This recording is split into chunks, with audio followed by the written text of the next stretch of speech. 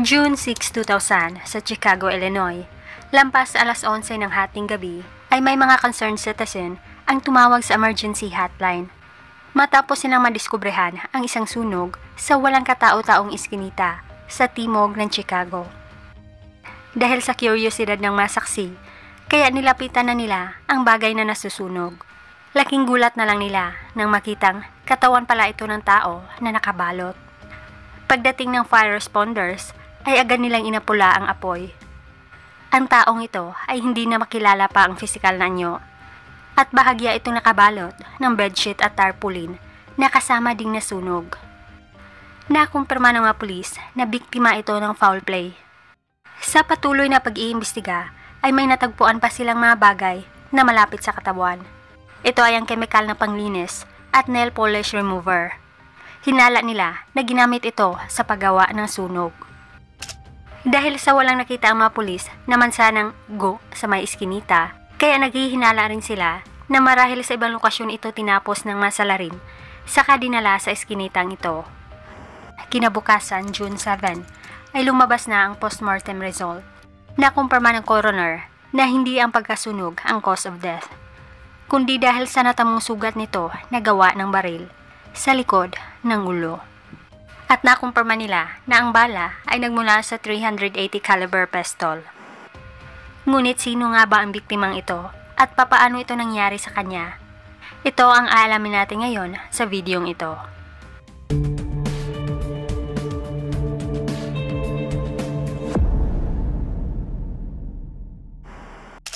Ang kwentong ito ay magsisimula sa dalagang nagngangalang Regina DeFrancesco. Ipinanganak noong July 1982.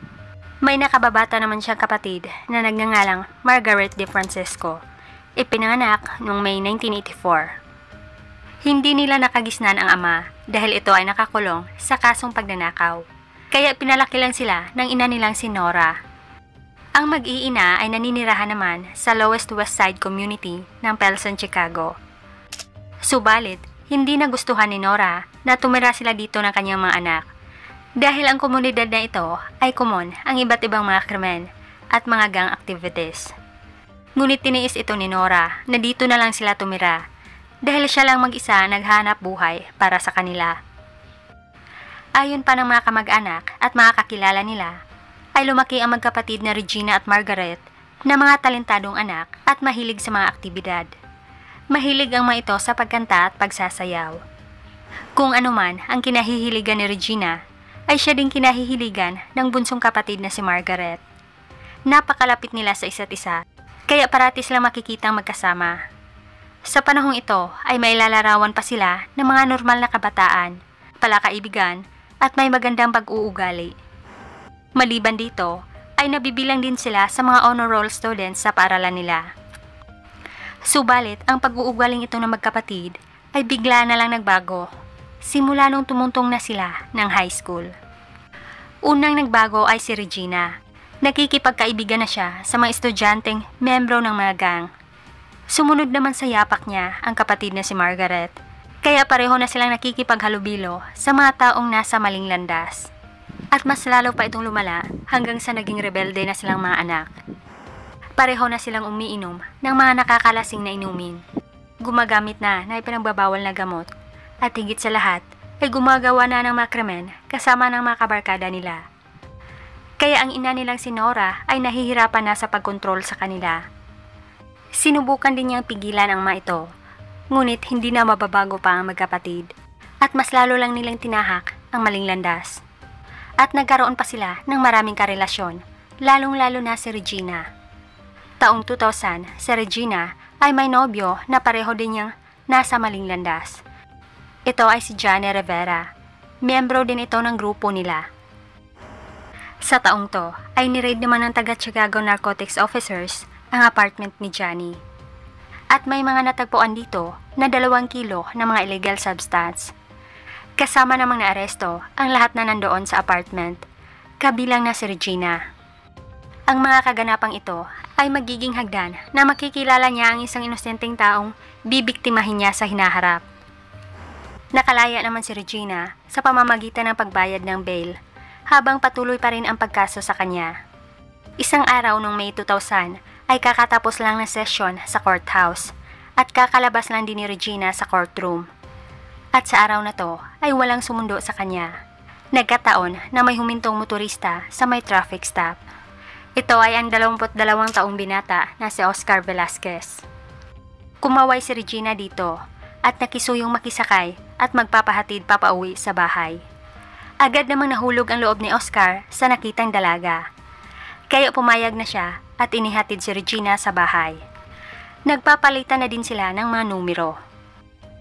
Si Oscar ay pinanganak noong November 20, 1977.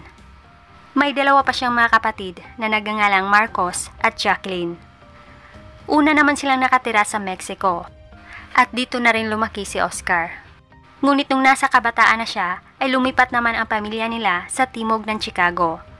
At dito na nakapagtrabaho si Oscar bilang truck driver.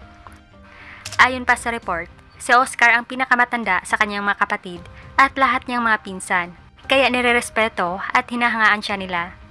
Ang isa din sa hinahangaan nila sa binata ay wala itong criminal record. Hindi ito sumasali sa mga gang at lalong hindi ito gumagamit ng ipinagbabawal na gamot. Si Oscar din ang nagsilbing ama ng kanyang mga kapatid dahil lumaki sila na walang ama. At simula nung nasa tamang edad na siya, ay nagtrabaho siya agad para sa kanilang lahat. At noong 2000 nga, ay nagtatrabaho siya bilang truck driver. At nakilala niya noong May ang 17 taong gulang na si Regina. At pagkatapos nilang magkakilala, ay halos araw-araw na silang nagpapalitan ng mga mensahe, hanggang sila ay nagkarelasyon. Ang nakakalungkot, ay mabilis lang nagtiwala si Oscar sa babaeng ito. Sa katapusan ng May, si Margaret De Francesco ay lumapit naman kay Oscar. Nakiusap itong manghiram ng $1,000 para daw pambayad sa bail kay Regina.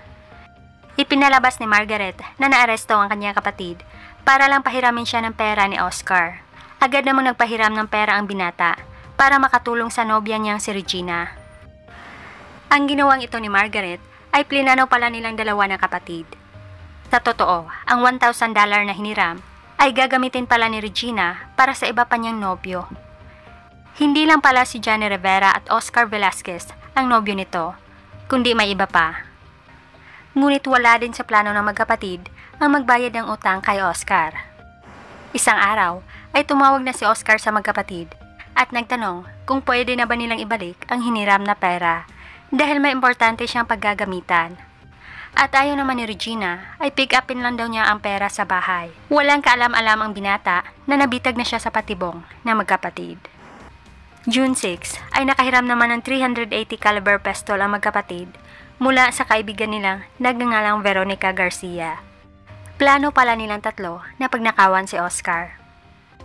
At sa gabing to ay dumating na nga ang binata sa bahay ng De Francisco Sisters para kunin na sana ang pera. Dala rin niya sa gabing to ay ang kanyang Camaro na kotse. Malugod naman siyang tinanggap ng magkapatid at inakay pa siya ng nobyang si Regina papuntang basement.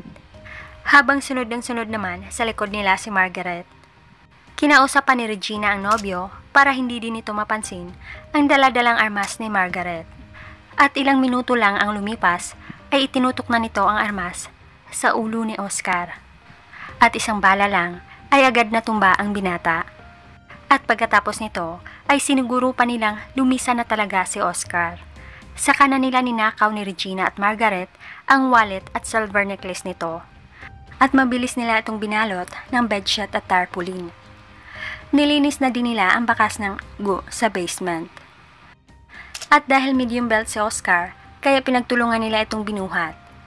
Kabilang na sa bumuhat ang kaibigan nila si Veronica.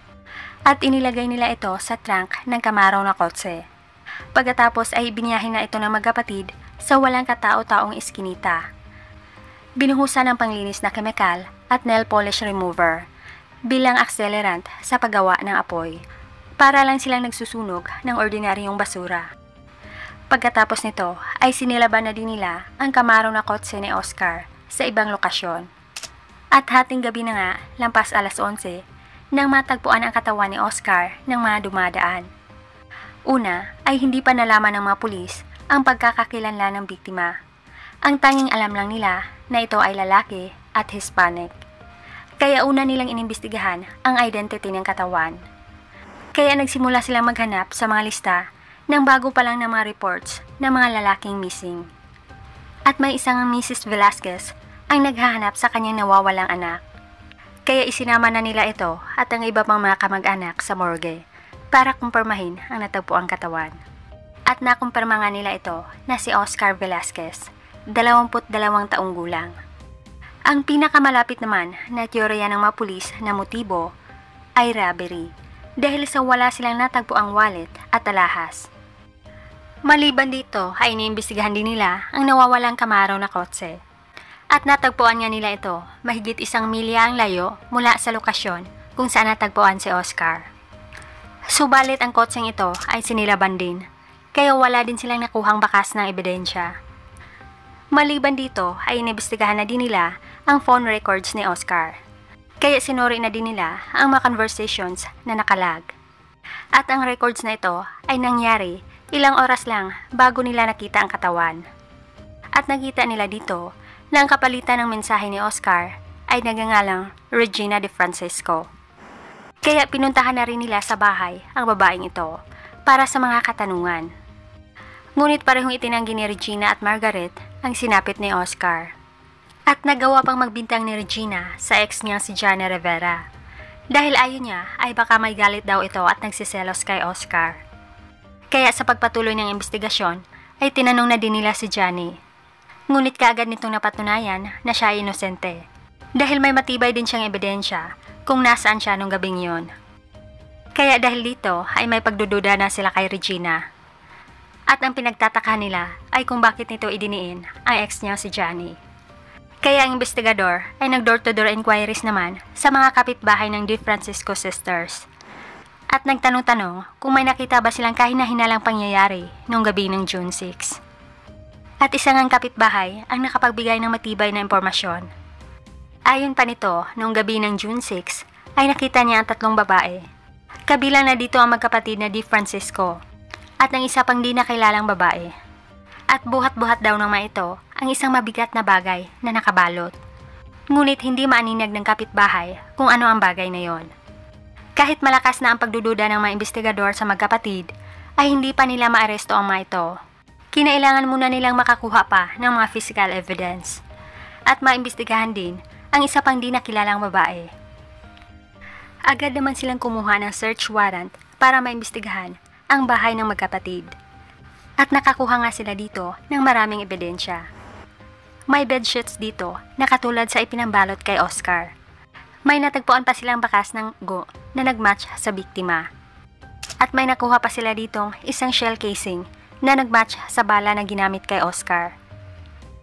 Ngunit ang magkapatid ay nauna na palang tumakas dahil hinihinalaan nilang malapit nang mapatunayan sila bilang mga suspetsado. Ngunit agad namang nalaman ng mga investigador na ang di nakilalang babae na pangatlong involved sa kasong ito ay nagngangalang Veronica Garcia, 15 taong gulang, at miyembro din ito sa grupo ng magkapatid na De Francisco. Una ay tinanggi nito ang mga paratang. Ngunit nang sinabihan siya ng investigador na maaari siyang makasuhan ng murder, ay saka lang siya nagbigay ng statement at isinalaysay naman nito ang mga nangyari noong gabi ng June 6. Ayon pa ni Veronica na ang armas ay nagmula pala sa kanya na pinaharam din ng kanyang nobyo. Una dong plinano nilang 3 ang gumawa ng armed robbery kay Oscar. Isinalaysay nitong nilin lang ng magkapatid si Oscar at sinabing babayaran na ito sa utang para lang pumunta doon sa bahay. At nagulat na lang daw si Veronica noong gabing yon nang nakarinig na lang siya ng isang putok mula sa basement. Saka na lang niya nalaman na tinuluyan pala ng magkapatid si Oscar Velasquez. Kaya dahil dito ay may sapat ng ebidensya ang mga pulis na arestuhin ang De Francisco Sisters. Ngunit huli na sila, tumakas na ang mga ito. Kaya agad din nilang sinimulan ang manhunt. July 2000, ang US Marshals ay sumali na rin sa pagtugid sa mga suspetsado at itinala ang magkapatid na kabilang sa America's Most Wanted Criminals. Ngunit sa kabila nito ay umabot pa ng 2 taon saka sila nakakuha ng bagong break sa kaso. March 2002 ay may nakapagbigay ng tip sa kinaroroonan ni Margaret De Francisco matapos nitong mapanood sa America's Most Wanted episode ang mga mukha ng magkapatid. Kaya si Margaret ay nadakip sa Roscoe, Illinois. Nagtatago pala ito doon sa apartment ng kamag-anak. 7 buwan ang lumipas, October 2002, ay nadakip na rin si Regina doon sa Texas. Kaya agad silang ibinalik sa Chicago at kinasuhan ng premeditated murder. Sa simula ng paglilitis, ay una naman silang nag-plead na not guilty by reason of self-defense. Nagbigay ng salaysay ang magkapatid na dinepensahan lang daw nila ang sarili dahil naging marahas daw si Oscar. Ngunit sa huli ay may matibay pa ring ebidensya laban sa kanila. Una namang napatunayang guilty si Regina at sinentensyahan ng 35 years in prison. Subalit, isang jury ang hindi sumang-ayon sa pagkakonbekto kay Margaret dahil hindi daw kapanipaniwala na sa edad na 15 ay makakagawa ng krimen. Kaya nagtapos ang trial na ito na walang verdict kay Margaret. Ngunit agad namang prinoseso ng prosecutor ang retrial. December 2004 ay ang retrial ni Margaret. Nakonbekto na ito at sinentensyahan ng 46 years life imprisonment. Ang kasabot naman nilang si Veronica Garcia ay nakonbekto rin sa salang concealing of the crime. Sinentensyahan ito ng 5 years in prison. At dito po nagtatapos ang kwento ng pinakadelikadong magkapatid sa Chicago, Illinois, ang DeFrancisco Sisters. Hanggang dito lamang mga ka-curious. Maraming salamat sa panonood at pakikinig.